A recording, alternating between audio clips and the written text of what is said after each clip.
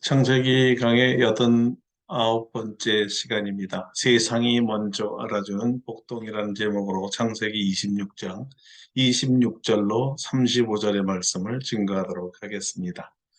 지난주에 우리는 이삭의 형통함을 본 그랄 땅의 왕 아비멜렉과 두 친구가 제일 먼저 이삭에게 찾아왔다는 것을 배웠습니다.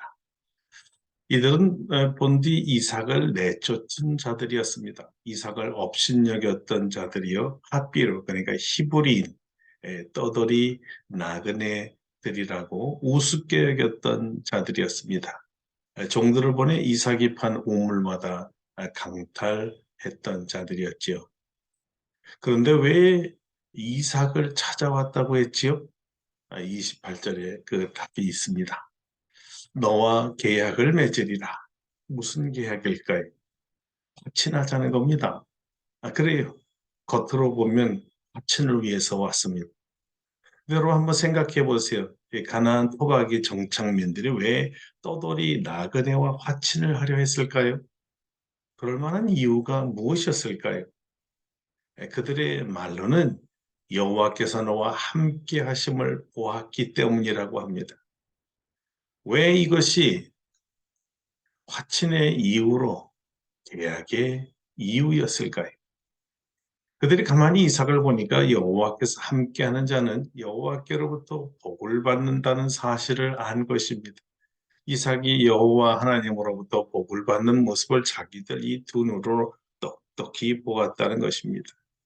그러니까 한마디로 말하면 복 받는 사람과 함께 자기들도 복을 받고 싶다는 것이죠. 아니, 더 솔직하게 말해서 여호와께 받은 그 복을 좀 자기들에게 나눠 달라는 것이었습니다. 그런 계약 맺자는 거예요.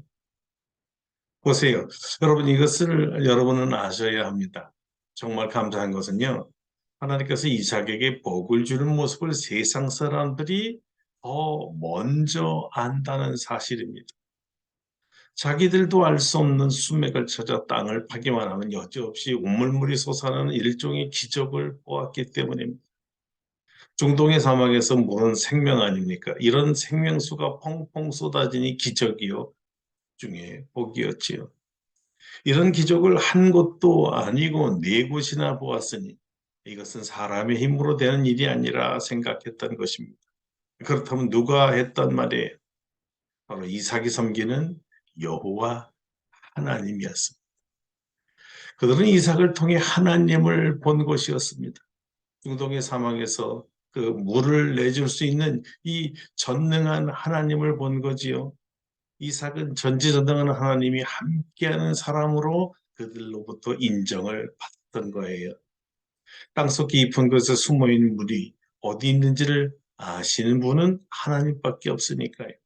모래밖에 없는 건조한 사막에서 그 깊이가 얼마나 깊은지 모르는 막막한 모래 바닥에서 물을 찾는다는 것은 모래바닥에서 금반지 찾는 것과 같이 어려운 일이었거든요. 그래서 그 고장 본토 바기들도 찾지 못한 우물들을 이삭이 찾았고 이삭이 하나님이 찾게 해 주셨다는 거예요. 이삭은 마치 이미 어디에 있는 줄 다 알고 척척 찾아가는 것 같았어요. 그 모습을 본 그들이 이삭의 하나님을 인정하지 않을 수 없었던 것입니다.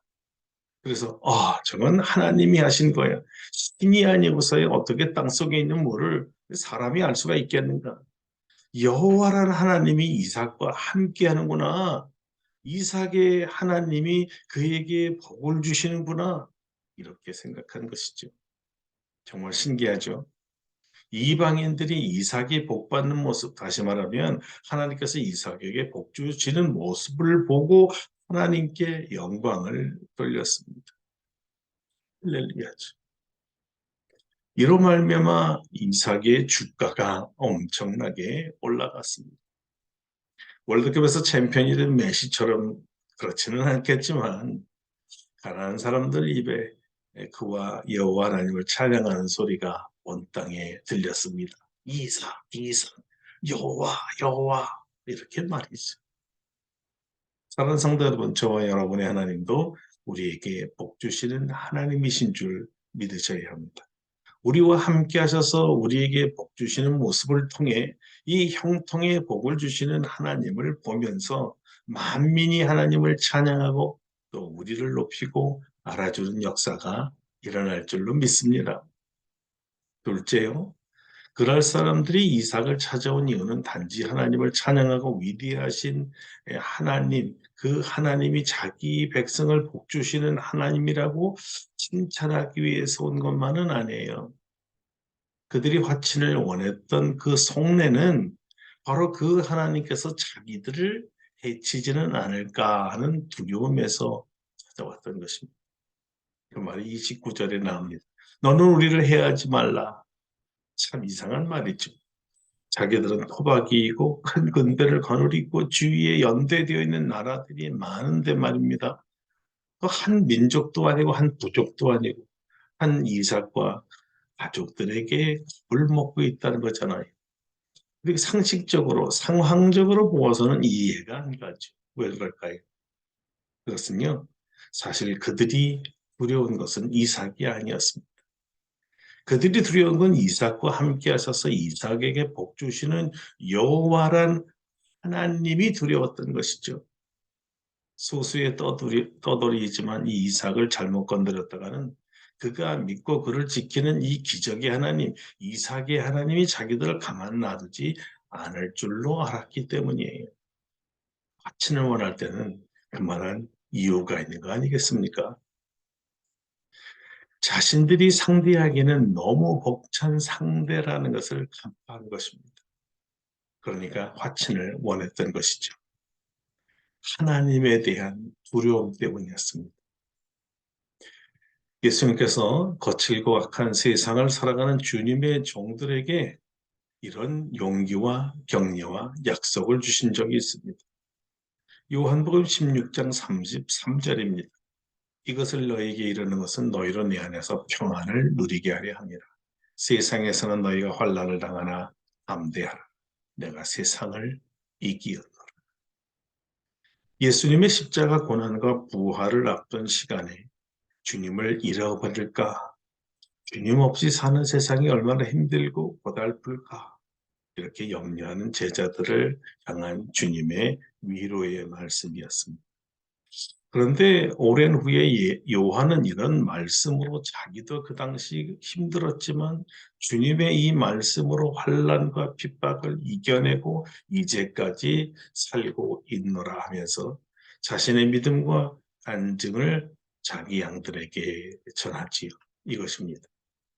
자녀들아 너희는 하나님께 속하였고 또 그들을 이기었나니 이는 너희 안에 계신 이가 세상에 있는 자보다 크심이라.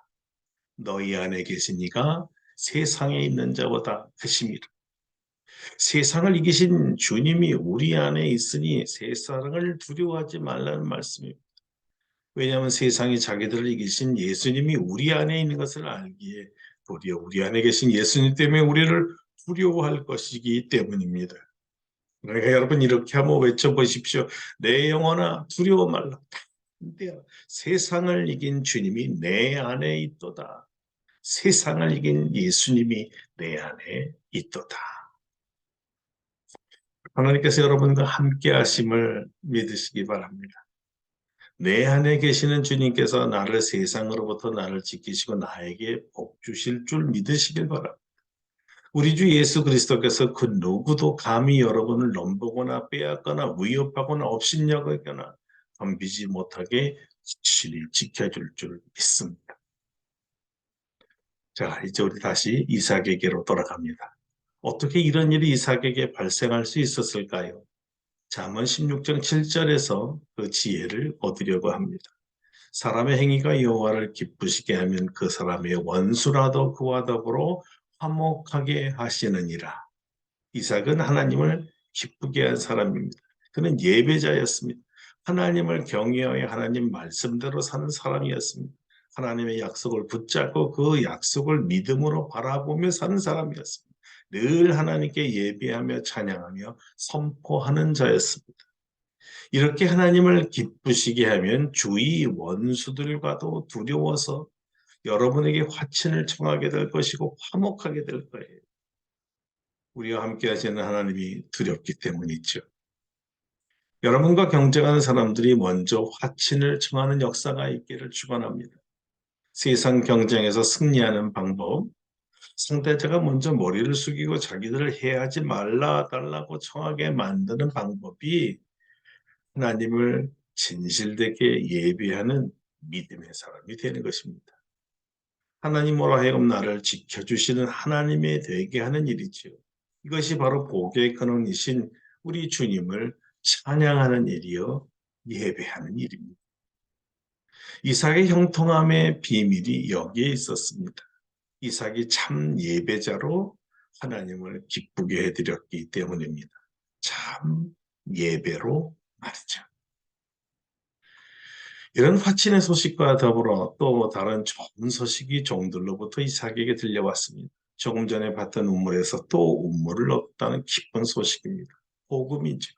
좋은 일에 좋은 일이 겹칩니다. 이제 우리도 이런 일이 일어날 시간이 되었습니다.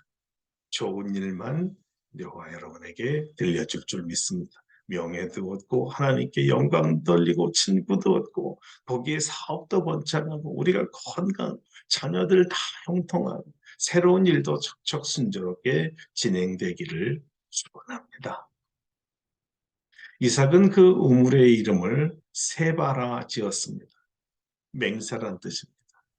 물론 그랄 왕 아비멜렉과 화친을 맹세한 것이기도 하지만 하나님께 또 맹세를 한 것입니다.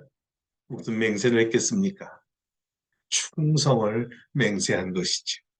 그의 믿음이 변치 않고 하나님만 의지하겠습니다. 하나님만 더욱 의지하겠습니다. 열심히 예배 드리겠습니다. 더욱 주님만 높이겠습니다. 더욱 주님만 사랑하겠습니다. 이런 맹세였을 것입니다. 하나님께서 복 주시는 사람은 늘 그 복을 받은 뒤의 모습이 참 훌륭합니다.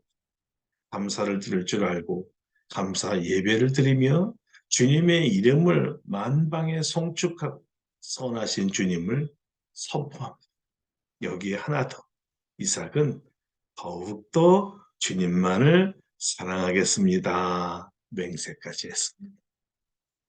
하나님 보시기에 참 이쁜 사람입니다. 복을 주지 않을래야 알 수 없는 사랑하는 아들입니다. 우리 모두가 이삭처럼 되기를 축원합니다.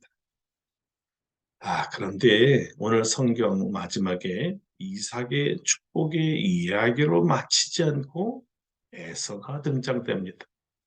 에서의 이야기는 이방 족속의 여자를 아내로 맞이했다는 소식이었습니다. 좋은 소식이었을까요? 나쁜 소식이었을까요? 기쁜 소식이었을까요? 슬픈 소식이었을까요? 35절을 읽습니다. 그들이 이삭과 리브가의 마음에 근심이 되었더라. 아버지 이삭은 하나님을 기쁘게 해드리는 복의 사람이었는데 반하여 그의 첫아들, 이 육적 욕심이 많은 아들, 영적 축복에는 둔감한 이 아들이 이상하게 하는 일마다 사고를 칩니다. 부모의 마음에 근심을 주는 아들이었습니다. 여기 근심이란 말이 마음의 비통 또는 쓴맛 또는 슬픔이란 말입니다. 부모님의 마음을 비통하게 하는 아들이죠. 이렇게 부모의 마음을 슬프게 하는 이 아들에게 복이 있을까요? 왜 그토록 이삭은 마음의 슬픔을 감출 수 없었을까요? 아들이 하나님을 모르는 이방 여인을 취하였기 때문입니다. 아들도 믿음이 없어 걱정인데 하나님을 모르는 불신자와 함께 살면 과연 이 아들이 하나님을 기쁘게 할까? 그래서 하나님이 함께 하실까? 하나님께서 복을 주실까? 저희 걱정이 될 뿐입니다.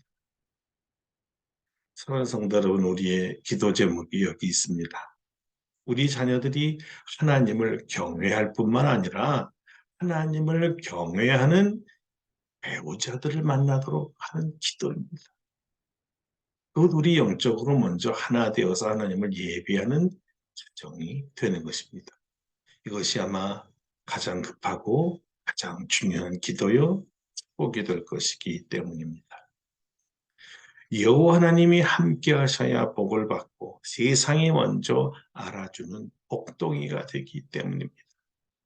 우리 자신을 위해서는 우리가 평생에 하나님을 경외하고 사랑하여 예배드리는 자로 살 것을 위해 기도하고, 우리 자녀를 위해서는 하나님을 경외하는 배우자를 만나도록 간절히 기도합시다. 그래야 세상이 우리 가족들에게 바친을 하자 계약하러 올 것이니까 기도하겠습니다. 하나님 아버지 감사합니다. 우리가 복을 받는 모습, 하나님께서 복을 주시는 모습은 세상 사람들이 먼저 알아줍니다. 그래서 우리와 화친하러 올 것입니다. 우리가 예배자가 되면 하나님이 이렇게 우리 복을 주시고 우리를 지켜주시고 세상 사람들로 하여금 하나님께 영광을 돌리고 우리를 두려워하는 자가 됩니다. 우리도 그렇게 하여 주시옵소서. 다만 우리만 그렇게 되게 하지 마옵시고 우리 자녀손들이 다 하나님을 경외하는 하나님의 자손들을 만나 하나님께 예배드리고 하나님을 기쁘게 해드리는 자가 되어서 평생에, 그리고 그 후손들이 다 여호와 하나님으로 복을 받는 가문이 되도록 축복하여 주시옵소서. 예수님의 이름으로 기도드립니다. 아멘. 예, 사랑하는 성도 여러분, 이 성탄절기에 복되시고 근은혜 많이 받으시기를 바랍니다. 다음 주에 또 뵙겠습니다. 감사합니다.